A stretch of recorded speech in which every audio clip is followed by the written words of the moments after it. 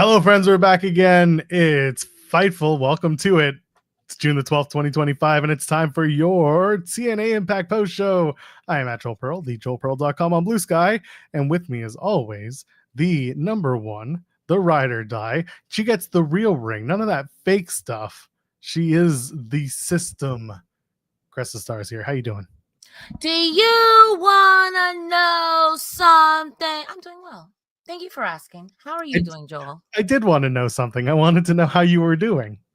I mean, that's fair. I am here. Wrestling is wrestling. I'm happy to be here with you guys and talk about total nonstop action TNA. And total nonstop it was. Coming off of Against All Odds from this past Friday, a show that we did not do a review for, but you know, I went back, I did watch it, I saw bits and pieces of things I wanted to live, and then I went back and watched the actual show in its entirety the other day, and yeah, it wasn't a bad show. It was a fine plus special. There were certain things that absolutely drove me up the wall in 2025. Maybe we'll talk about it, and I'm not talking about Trick Williams. But there were certain things where I just could have done it without. But either way, tonight's episode of Impact, coming off of Against All Odds, I thought was a pretty good time. Not perfect, not by any means. There were certain things that I think production got too cutesy and tripped up on themselves. But overall, it was a fairly strong night of wrestling. There's some good stuff going on. What do you think overall of this thing we call TNA Impact? Tonight, I thought this was a good chance for people who I would consider, quote unquote, the undercard to really get a lot of shine. I hate to say this because I love being a hater, but AJ Francis continues to be the Don Callis of TNA because I'm always going to be on your TV screen, whether you like it or not. And I have to commend him. I really have to commend him because for the last couple of weeks, again, whether you like him or not, First Class is making sure you know who they are. So him, well, First Class in general, the Knockouts division always shined, and tonight was no different. So this is very, I would say 4 out of 5 if I had to give it a little number. And AJ's bald, so the Don Callis thing kind of translates. Yes. Yo, Trick Williams said you like Skid's eye tonight, and that popped me. So I think I might be on the First Class Trick, whatever they got going. I hate it because I love to be a hater. I do. But they might got me because it's Connery over there, and I do love a good sports entertainment.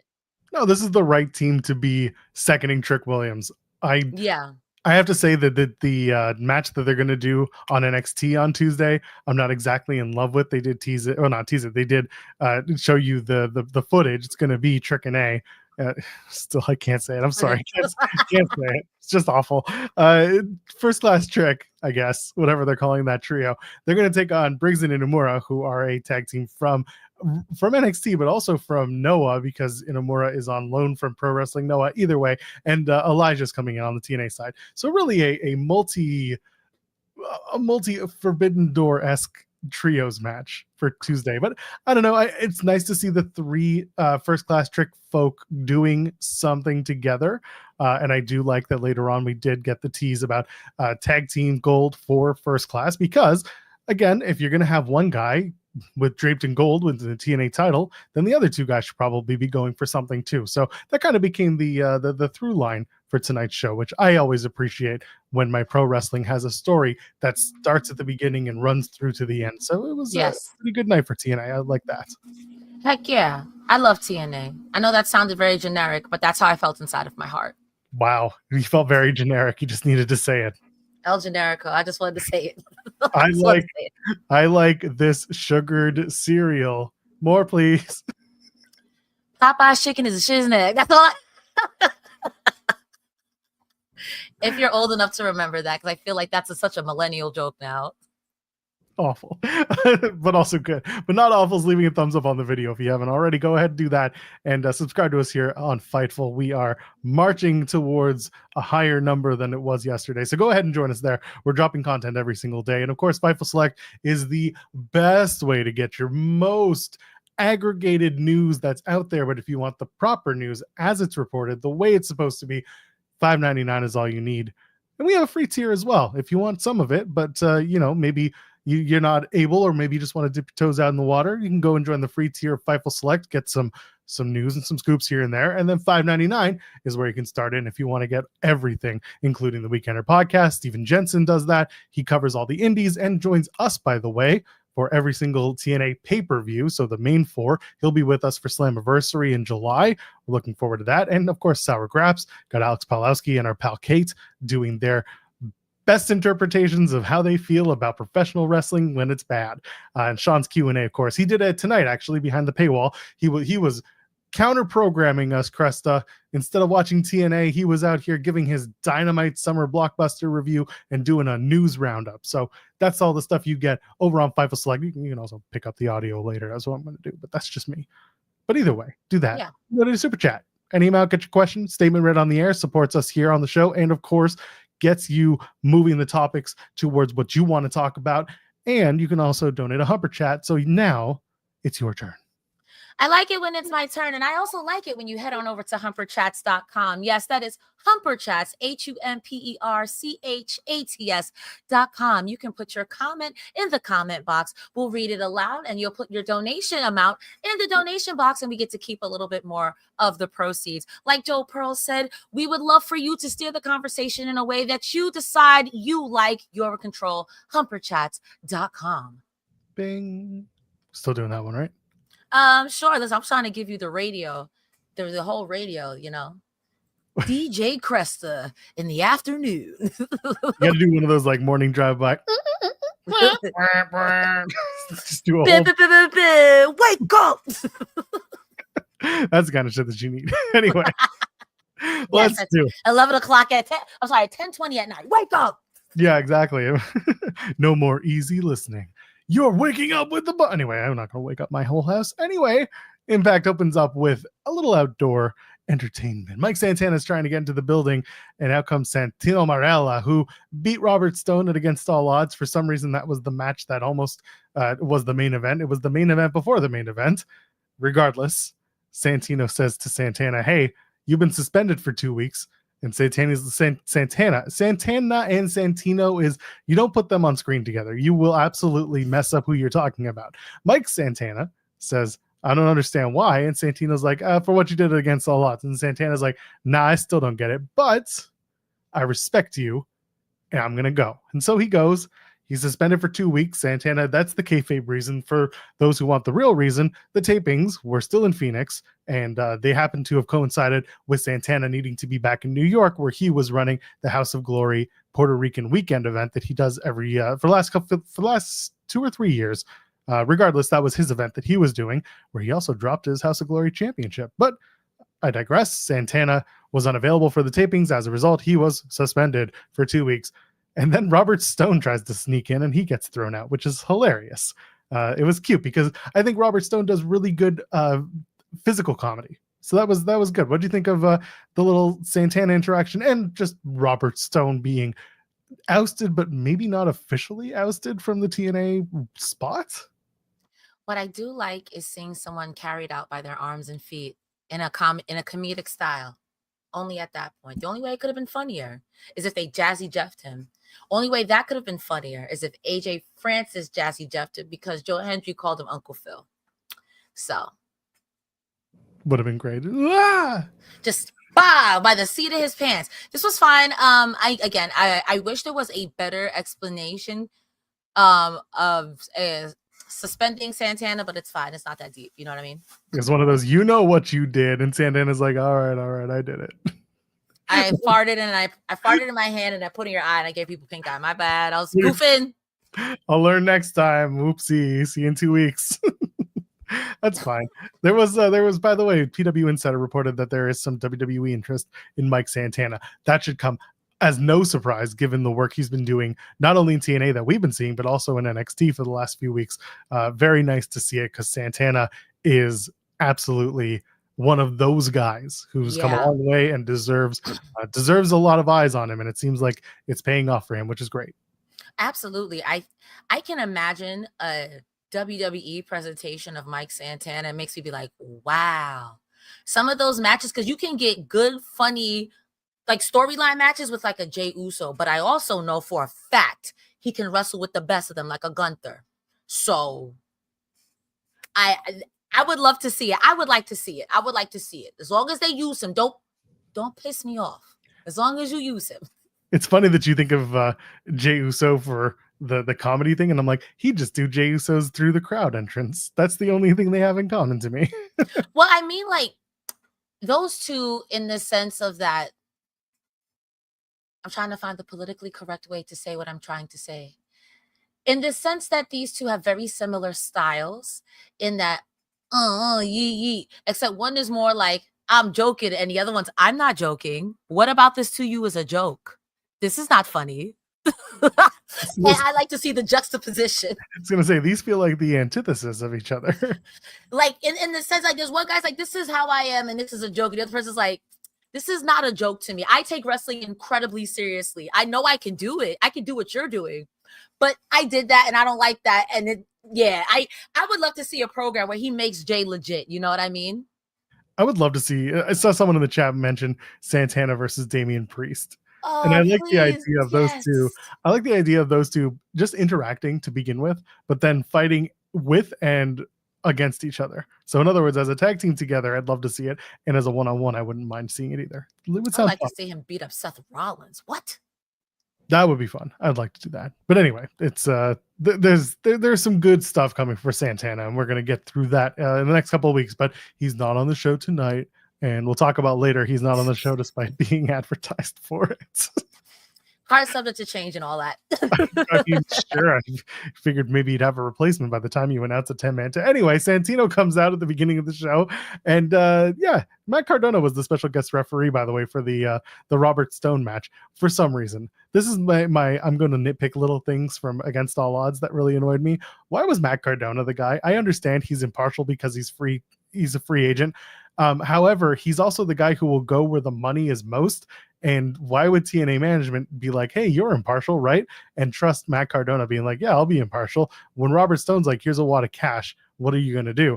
It just felt very like, we got to get this guy on the card. And also he's got black and white referee trunks. So let's use that. It was Cardona's inclusion makes sense from he's a draw standpoint, but his involvement in this match was very strange to me. I don't know if you have anything to add about Cardona doing the Stone and Santino match Against All Odds. It was very sports entertaining. And to your point, if Matt Cardona goes where the money goes, Robert Stone probably tried to pay him, but TNA paid him more to call it down the middle. And that's what I'm going with. Still not okay.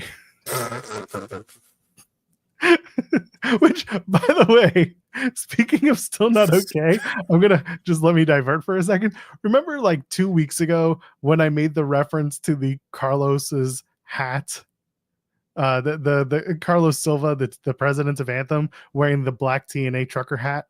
And remember, I was like, hey, can someone get the inside scoop as to why he wears that particular hat and not like the TNA logo hat? Oh, yeah. Remember that? Yeah. They released the trucker hat on the TNA shop now. It's a thing that you can purchase.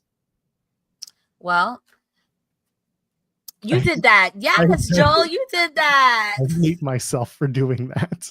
You did that. You're a marketing genius. I am never, ever going to offer up my opinion on things like this again. Ruins wrestling, I do. That's what you are. You're a wrestling ruiner. I am the John Cena 2025 of pro wrestling. I'm ruining it in my own way. If Don Callis was here, he'd call you a stooge. I have more hair than him. Doesn't take much. Anyway, Santino actually comes out and he's wearing the TNA hat. He's wearing the proper hat, which is also the VIP hat, which is something that they've started doing the last few rounds of shows. I'm sure you're familiar with it. Casey Navarro got it last time. They gave it to Santino this time. It's basically recognition for the hard work that TNA people or TNA staff or wrestlers, whatever, are doing. And they're basically recognized amongst their peers. Santino was recognized for Against All Odds and all the stuff at Under Siege as well. Which was very well received. And Santino's, again, I don't love his character all the time, but I really did appreciate the build to the match against Stone. And I think that he's been doing solid work that people like, and I cannot take that away from him. So he's wearing the hat. And first thing he does is make it official. Moose versus Leon Slater is officially happening for the X Division title at Slamversary, the first announced match. Very happy to see it because you and I, Cresta, have been talking about it forever. And then he mentions that everyone in the locker room wants a shot at Trick Williams and the TNA World title. And then he doesn't really explain how. He just kind of peters off and says, everyone's inspired. And then he brings out the inspiration and he introduces them as Gasoline and Jesse Mk. You'll pay for your crime, Santino. Gasoline. I mean, gasoline. That's what that made me up. Not about it. We're old, man. This sucks. It'd be like that sometimes. Yeah, it does. Anyway, what do you think of Santino? And of course, your thoughts on Moose and Leon Slater. I know we've been talking about it ad nauseum, but now it's official. Honestly, I think it is high time that Leon Slater takes it off of Moose. I think that in of itself, whether he was the youngest X Division champion or not, is such an accomplishment. Also, Santino, to me, is definitely giving heart and soul of TNA at this point. They love him. They love him. And I'll even go so far as to say it's given almost R-Truth levels of love. And that's okay. I think that's perfectly okay. I don't have anything else to add besides that, because quite honestly, I'm ready for Leon Slater to take that title off of Moose. I'm quite ready for that because he's so talented. Yeah. And again, this is the perfect match for these two at the perfect time. And it's not a gimmicky match. It's not an Ultimate X. It's not something in a cage. It's a one-on-one match. And we've seen these two work before, and we know that the chemistry is there. Again, it's just like Kevin Knight, who's now in AEW. When Kevin Knight and Moose linked up, they had some great matches. And when I talked to Moose and with Kevin Knight about it, they just said like the chemistry was there. The size difference is good because just like Leon Slater is like tall and lanky, just like Kevin Knight, Moose is tall and just big. So the matchup works, and they know how to work around each other. And I think that's part of the chemistry. And yeah, I'm just looking forward to that particular match. It's time for Leon Slater to have his opportunity and hopefully capitalize. Agreed. And plus, with Moose having the chokehold on the X Division title as he's had, this is a great way, as the youth would say, to aura transfer one to another. Because I definitely think that Leon Slater has what it takes to bring the X Division. I think Hannah Finette said this earlier in the night too, that it's not about weight limits, it's about no limits. And Leon Slater definitely encapsulates the heart of the X Division. Yeah, he's the perfect candidate for the X Division title. And that's why I'm glad with the official announcement of the match and the match later on that we'll talk about as well. Santino introduces, like I said, the inspiration, Gasoline. That's never going to get old because it's so stupid. Gasolina and Jesse Mk, they are back. The inspiration are going after the Knockouts tag titles as they were. What did you think of the return of the inspiration? It's been 3 years since we've seen them in TNA. So I've had my criticism about the inspiration, the Iconics in the past. And then when they weren't here, there was a hole in the women's tag team division that I just couldn't describe, because I think that these two are the very fine line between jokes and wrestling. And I like them. I'm glad that they're back, and I can see what type of match we're about to have. And Ash by Elegance, your days are numbered. I don't know that many numbers, so you're screwed, pals. So it's going to be such a comedy match, my God. Oh man, that's going to be. I don't mean this derogatory, and I can see how this is going to be taken, but I don't mean this is going to be the most pillowest of pillow fights. The Benny Hill music with the feathers, like you're ugly, smash the makeup in the face, the pie, and then there's going to be a couple of impressive wrestling moves, and then there's going to be jokes at the end, and I'm here for it. Honestly, I think this is the perfect lane for both of them to be in, and maybe it's time for Ash by Elegance brand to see how it's actually done, how to be actually elegant. It'd be a swerve if they join them. That'd be annoying, but I could also see that too. No, there's only room for one obnoxious, inspirational, pretty tag team. That's what the Knockouts tag team division is. Although with the 841, we'll talk about that. A few potential tag teams were maybe in play for that, which I wouldn't mind seeing. The inspiration being back, I think, is good for TNA. I've never been the biggest fan of the tag team. I've always been a bigger Jessie McKay fan than Cassie Lee fan. And it's not like because I prefer one over the other. I got used to the way that Jessie McKay's comedy was for me. I thought she was a really good actress. And Cassie, again, they're all not the best wrestlers in the world, but as a tag team, they're very good together. So I'm looking forward to whatever they're going to do in TNA. I'm hoping that whatever they do in the tag division brings up more tag teams as well and elevates the Knockouts tag division to a place where it's not just 2.5 teams every 2 months. No, I agree. Because this to me is an established team. And I do think that with the Elegance brand, there is almost a Thanos Infinity Stones collecting problem. Heather by Elegance makes sense.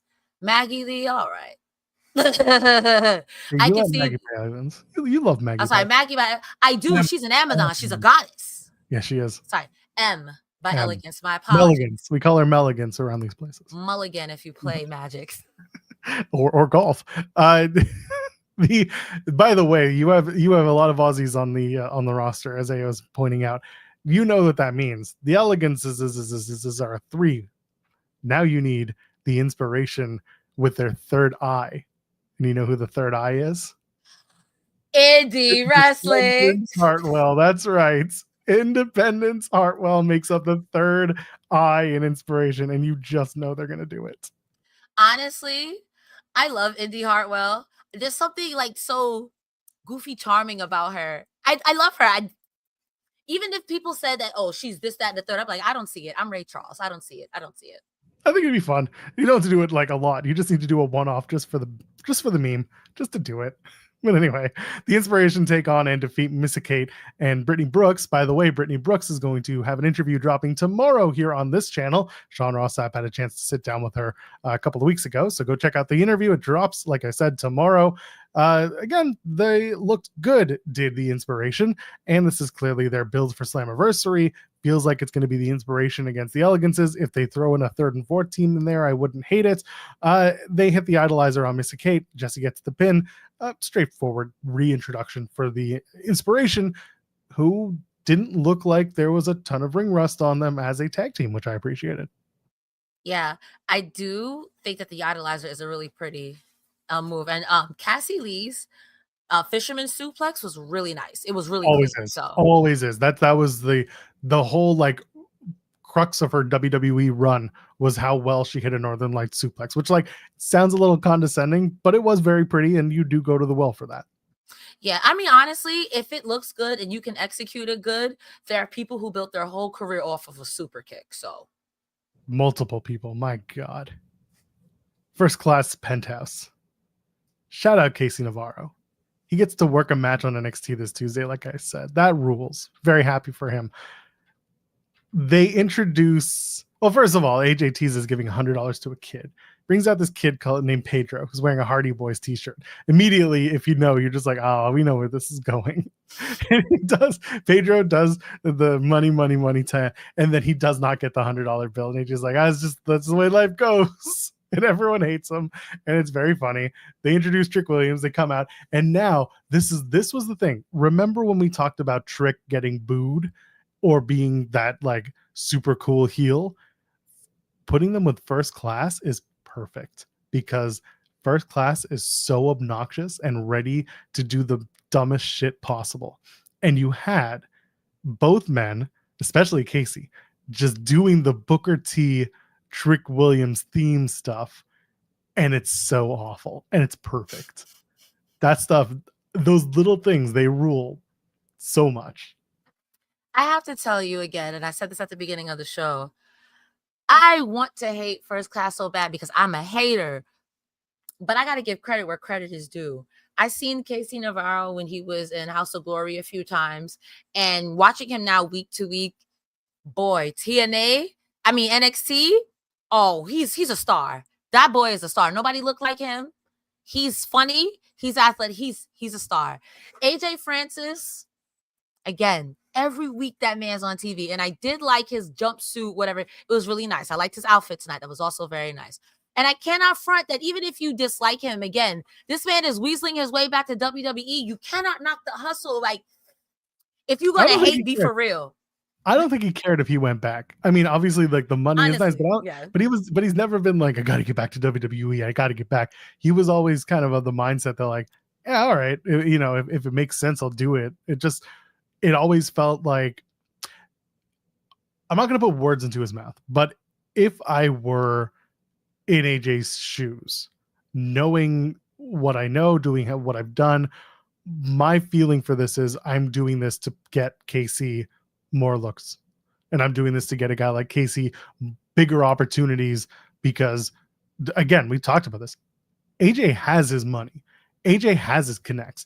AJ has everything that he would like to have. Why not give back? Because if in the wrestling industry, the saying is you leave the business better than you found it, you find those people that are worth giving the business to. And if Casey is that guy to AJ, then you do a deal like that with WWE and to work with Trick, and you become the connector. And I think if I'm in AJ's shoes, that's where I'm thinking. But he'd have to tell you that in an interview setting. Well, Joel, you already know what you got to do. You set up the question. I'm sure AJ Francis, if you're watching this, Joel Pearl will DM you. I'm kidding. I don't know if he will. I ain't DMing AJ. I've done it once and we had a nice conversation. I don't need to go out over that. Respect. I just say that the AJ Francis, the character, oh man, those promos are going to be obnoxious. Y'all all said I should get fired. And where was I? Back at the place I got fired from. I can't wait. I can't wait. And I hate that he's getting over on me. I hate it. I hate it because I want to hate him. I want to. I'm a hater. I want to hate. And you're preventing me from doing my job. No, you're hating him for the right reasons. You're hating him for the reasons that he's supposed to be hated. He's doing his job. You're good. Damn it. First Class mentions they want gold. We talked about that. They're staking their claims to the tag titles. Of course, tonight in the main event, they face the Hardys. We'll get to that in a few minutes. Then I'm thinking to myself, at Slamversary, if you do it, do a multi-team ladder match. Just do it. They teased it with the Nemets and the Hardys when the Nemets won the tag titles, and they teased it for Under Siege. But of course, then it was, Jeff can't come to Canada. Now it's time to bring that back around. Do the tag team title ladder match. Do it multi-teams, 2 from TNA, maybe 2 from NXT, and just go ham. Maybe 3 from TNA, maybe 1 from NXT. Whatever it is. It'd be 3 from TNA. Because if you think about it, it'd be 3. Yeah. And then again, the third team from NXT would probably be like Briggs and Inamura or something like that. Yeah, because I'm thinking about if you do a multi-man, you got the Hardys and Nemesis and First Class. That's already 3 right there. Unless you do 1 or 2 more, and then 5 teams, I don't think. No, I keep it to 4 teams when you're doing a ladder match. That's a lot of bodies. And I'm thinking to myself, like, Slammiversary is the 20th, and I think the week before is Great American Bash. Yeah, it is. The 13th is the Great American Bash. So it's a week separated. So you take a tag team that's not like fully on the tag team title run in NXT and maybe do the TNA stuff for them. Yeah, makes sense. Anyway, moving forward, we talked about the Jason Hotch and Leon Slater match. They showed the highlights from Hotch versus Ali, which, by the way, excellent match. Go out of your way to watch it. It was aired live for free on the TNA YouTube, so you can go and check it out. Cresta, you and I sat here the night before Against All Odds and said this is a match that is going to stand out. It has the opportunity for Jason Hotch to look great, and he did. The match story was perfect, and at the end of the day, while Ali gets the win, it furthers the Order 4 story. Hotch is still, on the outs, but he's still kind of involved with Order 4. And then let's actually go to the backstage segment, because this kind of leans to something that you were talking about a couple of weeks back. The system approached Jason Hotch. Moose tells Hotch to take out Leon Slater, his opponent for the night. And he says, maybe I'll give you a replica system ring, which made me laugh. And then the system start teasing Hotch and saying, why don't you come join us? You can join us. Order 4, you're all fractured, you're not working. And then Order 4 show up, they size up the system, and they walk away. Cresta, I hate both teams. But for some reason, as you've mentioned before, there's a possibility that these 2 teams would go up against each other and have a hate-off. And it looks like maybe we're on some sort of path to that. You would need another person. Who that person is, I don't know, because you would have Hotch, Skylar, Ali. They got JDC, Moose, Myers, Eddie Edwards. So that's 4 dudes versus 3. So my only, if I'm using my sports entertainment brain, I would assume that the person that they called or who Tasha was speaking to would be their 4th and be like, bro, let me talk some sense into you. Maybe this is a face turn. Maybe it's a I don't know what it is, but that would be my guess. That would be my guess. And a hate off, man, as much as I hate those guys, that match is going to be good. It would be very good. That's the problem. It's like, where do you do this match? It's very strange. Yeah, Lish got to watch her back. Ali hits women, so you got to watch her back, Lish. Oh, that's awful and accurate. Kayfabe, jokes, kayfabe. Yeah, thanks for clearing that one up. Yeah, if the fourth person or the fifth person on the phone, if that was Josh, not Josh, the other Alexander, Cedric Alexander, then make him the cousin of Josh on the TV show. But if it is Cedric Alexander, I would love the idea of doing an Order 4 or Order 5 against the system type of match. Someone saying after Slamversary, yeah, you'd probably do it at either the live TV episode or I don't know when else you can do it. But Moose would have to drop that title first to make the story kind of focus on the team and not on one of them's the tag or one of them's the X Division champion. You really think it could be Cedric Alexander? Because I would like that. I love that, actually. I remember their 205 Live match, so I love that a lot. Yeah, there's history there. Alexander hasn't signed anywhere else, and there is some rumblings that TNA is interested. They're not going to be picking up R-Truth or Ron Killings anytime soon, at least not officially through TNA. So if you got the money and you got the talent, and the talent's willing and the talent's ready, you hop on someone like Cedric Alexander. I just low-key thought AEW would make a play for him for the Hurt Syndicate. That's just... Doesn't mean they can't. Just hasn't happened yet. True, fair.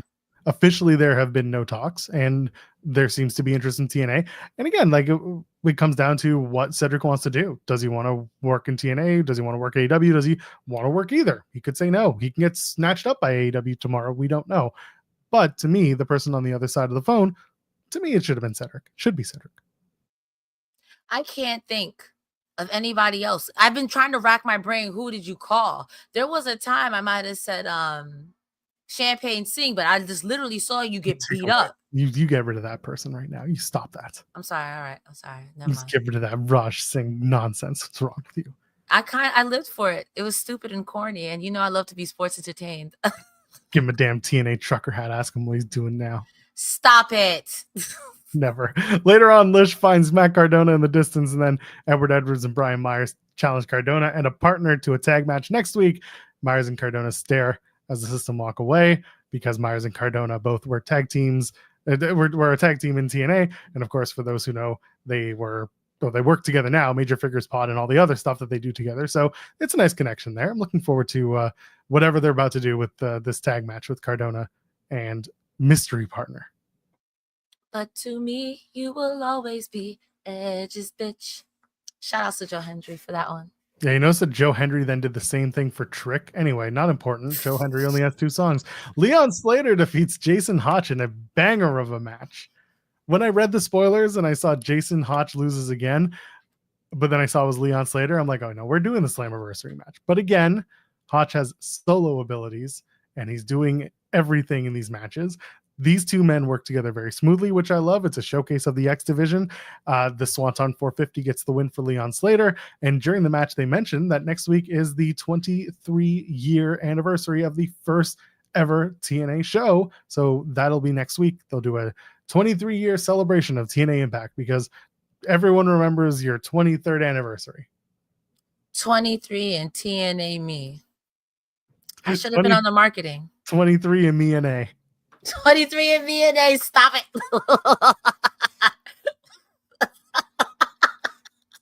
The woman was too stunned to speak. This match was really good. I will say the second third of this match is really where things began to pick up. The Standing Blue Thunder Bomb from Leon Slater, I feel like this is maybe the second or third time I've seen him do it consistently. That just needs to stay in his repertoire because he does it with such impunity. And I feel like a lot of high flyers give off the, I don't do that. I do quick burst, bomb, bomb, bomb. But he's got some power behind the young man. Hotch is really, really, really good. And I'm glad that he's getting this time to shine. And it sucks that this is how it has to go down. But I feel like Hotch has the same problem, if I may, Alan Angels does. You're super talented. You're okay. I'm listening. You're super duper talented because I like Alan Angels. I think you are really talented, I don't know if people are going to connect with you like that. And I don't like that. I hate that. I hate that. I hate it because I think Scotch and Skylar are really funny. They're a good tag team, but in the sense of you're always on the stooge end of the stick, I could see why people are like, me. You know what I mean? I think he's really, really good. I want there to be a time where we can really say his name in the X Division conversation and be for real about it. I want you to think about right now a time when Jason Hotch took out the entire roster one by one by punching them in the dick. You got me there, pal. You got me there, pal. That's right. Ain't nothing like Alan Angels. What are you talking about? Alan Angels is the front man for a reason. Right. You're right. He's the hit him in the front man. Because don't leave him behind the back. Because he'll hit you in the back too if you ain't careful. You're right. I'm sorry. I'll never disrespect the God, the King himself, Alan Angels, the back shuffler. I wish I still had the still from the X Division match where he jumps up and gets Jake something in the dick. That's very Super Mario. Get the coins. We are such children talking about this stupid wrestling stuff. No, I love wrestling. What is wrestling if not a bunch of dick punches? Everybody sees it every month when John Cena has a match. And once it gets a little long in the tooth, I just tweet out, all right, John, kick him in the dick and let's go home. All right, come on now. Like, there are some constants in professional wrestling. Someone getting punched or kicked in the nuts and somebody getting bitten TNA. The moment I get a chance to interview Alan Angels, we're going to talk about dick punching in TNA. Why don't you just make that your finisher? You've got the golden. All about the shuffle. Anyway, knockouts 8-4-1 because there's no way to continue out of that one. Not at all. Get in your super chats, get in your humper chats. It's your favorite show on Thursday because there ain't no one else is doing it. 8-4-1, Jody Threat, Indi Hartwell, Tasha Steelz, and Killer Kelly in the 8. Okay, let's rewind, shall we? The 8-4-1 is very simple. There, in which it's not. It starts off with a 4-on-4 match. The winners of the 4-on-4, those 4 winners then go on to have a 4-way match in which one of them is the victor, and they get, in this case, a knockouts championship match. In this match, the 8 match, which was the 4-on-4, the team of Jody Threat, Indi Hartwell, Tasha Steelz, and Killer Kelly, who also made her return at Against All Odds this past Friday, defeated the team of Rosemary, Zaya Brookside, for some reason they're on a team together, Dani Luna, and Tessa Blanchard. So once again, from the 8, Jody, Indi, Tasha, and Killer Kelly made it into what would be a 4-way, and the other 4 don't matter because they just were in the match and they lost. They lost. They're losers. I'm kidding. Big losers. But in the finish, Killer Kelly, it should be a shock to nobody, Killer Kelly steals the win. She wins the Knockouts World Championship #1 contendership match, which apparently is not at Slamversary. It is in 2 weeks on IMPACT. The way I had heard it was when Masha said, in 2 weeks when we meet in the ring, I am going to, effectively, she said, make you my bitch. I thought they were going to do a promo or a contract signing or a something, and now everyone else is telling me the match is going to be in 2 weeks, and I'm just like, all right, we're just going to go with it then. Anyway, Honestly, thoughts on the match? The match was fine.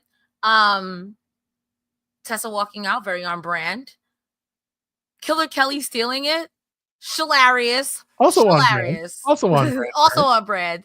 And everybody's hair tonight in this match was really fantastic. I know that has nothing to do with anything. No, but everyone's hair was really, really good. And Indi Hartwell's crimps, those waves, and her gear, I thought Indi was going to win. But Killer Kelly said, you see this bob? This is the business bob, and I'm about to get to this business. Indi wearing the loose pants. She hasn't done that, and I thought that was a good fit for her. It looked again, all the women had really, really solid gear, good look. I like that Jody Threat's back in the mix. Dani Luna as well. They were not afraid to go up against each other in the 8-woman tag. Tessa and Victoria Crawford look to be on a course to either collide, have problems, or team up, which honestly, if they're just going to be a knockouts tag team, go for it. In a division where they're not as important as they could be, put them there. It's fine. I'll also say too, in looping back to Indi Hartwell, she did I don't know if it was a semi-big boot or a big boot, but I think she should add that because she's tall. And when she if she's not tall, her legs are at least very long. And when she kicked, I think it was oh my god, it was someone who was blonde. No, it wasn't. I think it was Tasha Steelz she kicked. It looked like she kicked that girl straight to hell. And honestly, I think if you're tall, girl, I'm nobody, but add that to your repertoire. It would make me laugh. Can you imagine kicking Lish? And Lish is a good seller. She would look like she exploded. Come on, that'd be fantastic. Going back to Killer Kelly, because she did win the match, when she returned it against all odds to confront Masha, she had the dog collar, which famously linked the two of them together. They had their dog collar match. Do you remember when that dog collar match was? No. It was against all odds 2023. So at least they did a little bit of continuity there, probably unexpected because it was all based on when Killer Kelly was able to come back and the timing was right. But I like that there's a little bit of extra history in there that she had the collar. MK Ultra was absolutely a thing that had people weak in the knees and everywhere else. You and I got to talk about that a lot, you especially. And they called her Kinky Killer Kelly for a reason. And Against All Odds is back, baby.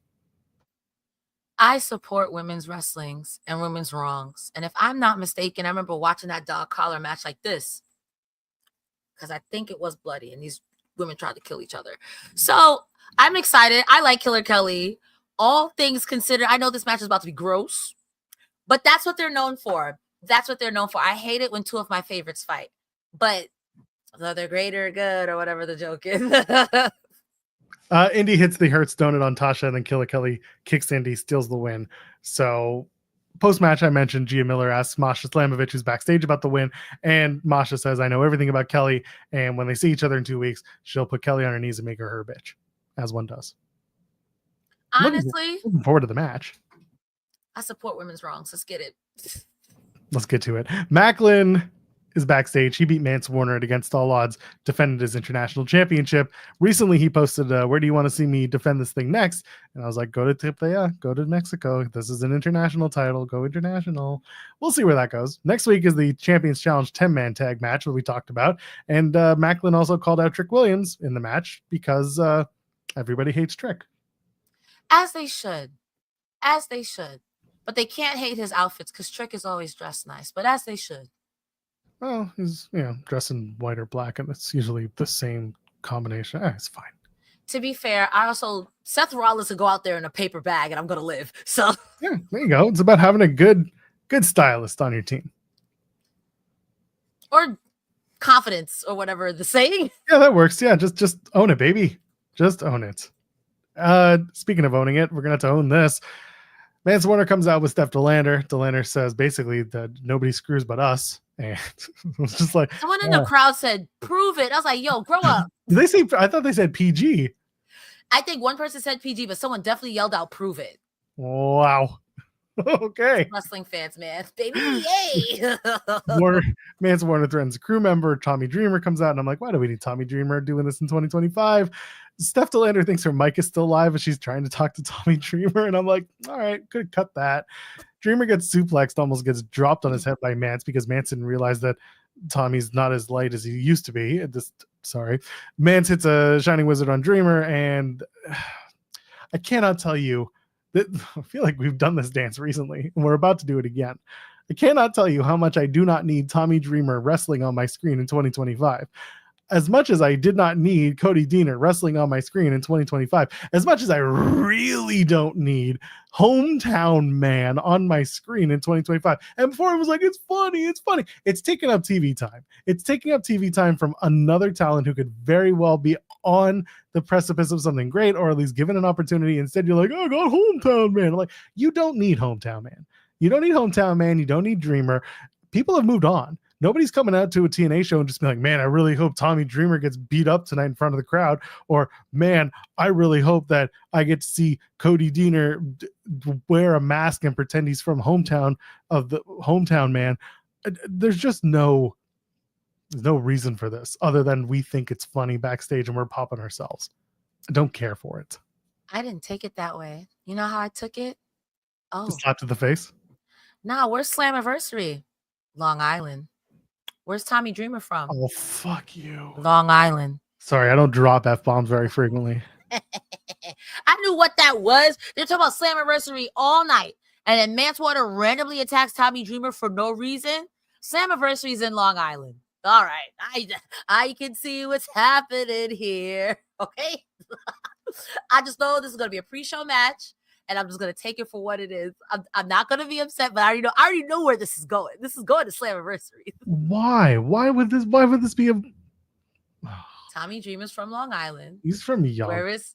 Yeah, it doesn't matter. So is Eddie Kingston, but we still claim him. He's from still upstate. Claim him. Awful. At the end of the day, my statement still stands. And when it's on the pre-show, go ahead and be like, Cresta, you son of a... But the thing is, Dreamer wouldn't book himself on the pre-show. He'd be booked on the stupid main card. Just a waste of time. Like Mance Warner versus Tommy Dreamer for what? Who's more hardcore? Let me give you a hint. It's Mance Warner. So hardcore. So don't you start. we went through this in March. I don't want to start this again. She's gone. She's moved on. She could come back, but she's gone for now. I know, but it's honestly so hardcore. Ruining my day. 11 o'clock at night, and you've already ruined this. Ugh. Welcome to hell. Tell me about it. I'm there. Sami Callahan and the Northern Armory have something. Sami Callahan's talking into a camera, saying nothing about nothing, basically saying I hate Trick Williams. And then EY comes up and he's like, we were all champions, and I can't do the EY voice at this hour. Effectively, just saying we were all world champions, and Trick Williams is a piece of garbage. And then they decide that they're going to do Eric Young versus Sami Callahan next week. They kind of shake hands, and then EY blindsides Sami, and that's that. Yeah, this was strange. But at the same time, I hope you know what I'm about to say. I don't expect nothing less from a ghost. So that's true. He's a ghost. It's a pretty awful ghost, too. He's the phantom of total nonstop action. 23 years he's been haunting that place. Dun, dun, dun, dun, dun, dun. And you know what? That match is probably going to open up the show because I think he opened up the first Impact. I think that was the whole thing, was EY was in the first Impact and opened up the show. Yeah, I feel like we did this when they rebranded to TNA, and I think it was him and Kazarian or something like that. Yeah, I gotta look it up real quick now. Someone in the chat's gonna tell me. Don't give me the list, just give me the matches. I honestly would kind of live for a Phantom of the Wrestling Ring starring Eric Young with that mask that he wears, just to see what would happen. I just want to see what would happen. A bunch of wrestlers in a musical. I just want to see what would happen. Want to see what would happen. The opening contest, non-dark, involved Eric Young, Petey Williams, and Bobby Roode taking on Hector Garza, Sanjay Dutt, and the Amazing Red. There you go. I knew I wasn't crazy. So it'd be really cute if they brought Amazing Red out. I mean, I know it probably won't happen, but it would be really cute if they did. Well, they don't, because the episode was already taped in Tempe, and Red was working a match against the guy that they suspended on this week's show. So I hate wrestling now. I was gonna say, if the match is in 2 weeks, they're in Philly or they're in Pittsburgh, so maybe, but no, not next week. Fair. Speaking of next week, EY versus Sami Callahan, I assume is going to open the show now that we've discussed that he was on TNA episode number 1. Masha Slamovich and Laying Lee are going to team up to take on Ash and Heather by Elegance. And then the Champions Challenge. So this was funny because they announced it as Trick Williams, Steve Maclin, the Nemets, and Moose taking on Joe Hendry, Elijah, the Rascals, and Mike Santana. To which I said, 2 hours ago, you guys suspended him, right? That this, when you put this together, you suspended him, right? So Leon Slater is the replacement. For those who watched the show tonight and figured out who's facing Moose, and also it's a champions versus challengers episode. So there is that. The Hardys technically defeat First Class via DQ in the main event. Trick Williams interferes. Joe Hendry and Elijah make the save. The System come out. The Rascals and Slater join the fray. And that's the end of TNA Impact this week. I mean, I'll be real with you. That was literally the main event. It was the hits, baby. And even the hits from the crowd, we want tables. It was the hits, baby. So I did like Trick Williams' suit. I don't know, something about him wearing that stark white and just running down to the ring to cause a DQ. What a dastardly move. White is supposed to be for faces. What are you doing? I feel like Francis and And Casey Navarro should be a little pissed off at Trick for that, because like they cost them the match and they wanted to get the win so that they could go on to get the tag title match. No, that's a good point. That's a good point. But they also weren't going to win. I don't know. Listen, as much as I respect them in a kayfabe, they're still stooges. You know what I mean? That's true. And for all I know, it's going to be that they end up just doing that and just being like, hey, what the hell's wrong with you? Can you imagine the dissension already? Grand opening, grand closing? No, I could. No, you're right. It's wrestling, pal. I'm sure they'll find a way. And Trick Williams has also said this before. I don't care. I'm worried about Trick Williams. So if Trick Williams says that, he's like, I was just trying to help you guys. But even when he was on the First Class Penthouse, he was kind of like, okay, you helping me. I get again. He said, "You light skins as I." Yeah, that's not your friend. That's not your friend. That's not your friend. That was not your friend. I popped. As a light skin myself, that made me laugh. But like, bro, that's not your friend. Trick Williams is Trick Williams' friend, and I feel like AJ Francis, you would definitely understand. The only one who's going to really get screwed out is Casey Navarro or the Scrappy Doo of First Class, if you will. Well, they'll be on TNA Impact. No, they won't. They will next week. They'll be on NXT next week on Tuesday in their 6-man tag. That's it for TNA. That's all they did. They did the crazy ass finish, and they're gonna do a 10-man tag next week, and it's gonna be the just like in Brampton when I went to the tapings. They're gonna do 2 weeks of tapings, and then the second week of tapings are gonna be a multi-man finish, the night off strong and happily for everyone type of thing. It's very funny when TNA does these tapings because it's just like we're just getting by on night 2. Sometimes the main events are just there to entertain the crowd, and that's it. No real. We're just riding the wave of the weekend. Let's just get out of here unscathed. Speaking of which, we should get out of here unscathed. Cresta, I agree with that. What's happening?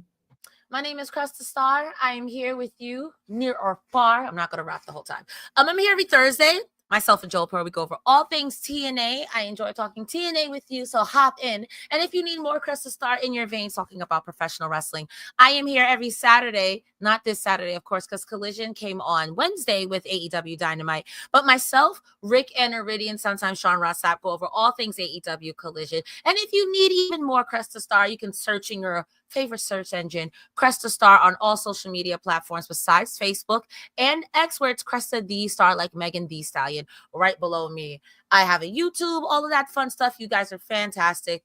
I hope you find $20 on the floor and your butt looks nice. Joel Pearl, where can the people find you? My wallet's in my bag behind me. I can't pull out a 20. Darn it. But then it's not on the floor. It's in your wallet. Well, I would just kind of drop it on the floor and go from there. But not you aura farming. Well, you know. They got much else to farm.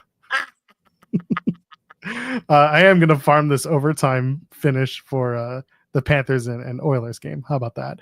Amazing. The Panthers they just tied the game with 20 seconds left in regulation. So is that hockey? Yeah, Stanley Cup Finals. So yes. So this is the winner tonight? This isn't the last match, but this is a pivotal one. This is a good game. So it's going to go to overtime. I'm going to go watch that. I go in the weeds every Monday, Wednesday, and Friday, but the show also happens to run 5 times a week. It's a Monday to Friday show, 10 a.m. Eastern, over on our sister channel, Fightful Overbooked. If you haven't subscribed to that channel and checked us out, you should, because we're dropping stuff every day.